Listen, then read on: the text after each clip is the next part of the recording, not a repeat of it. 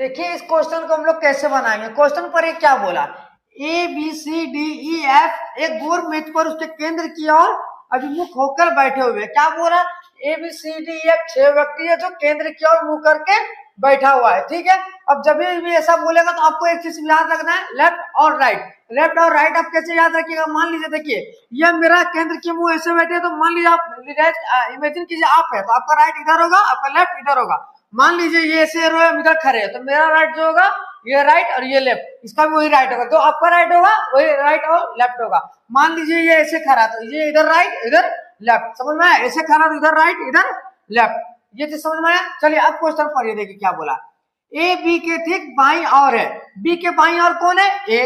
तो मान लीजिए बी आपका क्या बैठा हुआ है, बी यहाँ पे बैठा हुआ है, तो बी के बाई और कौन है, बी के बाई और आपका कौन हो गया, ए हो गया। ठीक है, उसके बाद क्या बोला, ई बी के दाएं और तीसरे स्थान पर है, बी के दाएं और तीसरे स्थान पर कौन है, ई। बी कहाँ पे, यहाँ, तो बी के आपका दाएं और तीसरे स्थान पर कौन है, ई। दाएं और किधर होगा, इधर 1 2 3, कौन बैठा हुआ है यहाँ पे, ई बैठा हुआ है।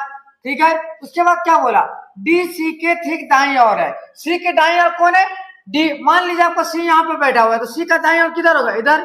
डी कहाँ पे बैठेगा, यहाँ पे। ठीक है, यहाँ तक हो गया। उसके बाद क्या बोला, एफ सी के दाएं और तीसरे स्थान पर है, सी के दाएं और तीसरे स्थान पर कौन है, एफ। सी के दाएं और किधर होगा, 1 2 3, यहाँ पे कौन बैठेगा, एफ। आया समझ में।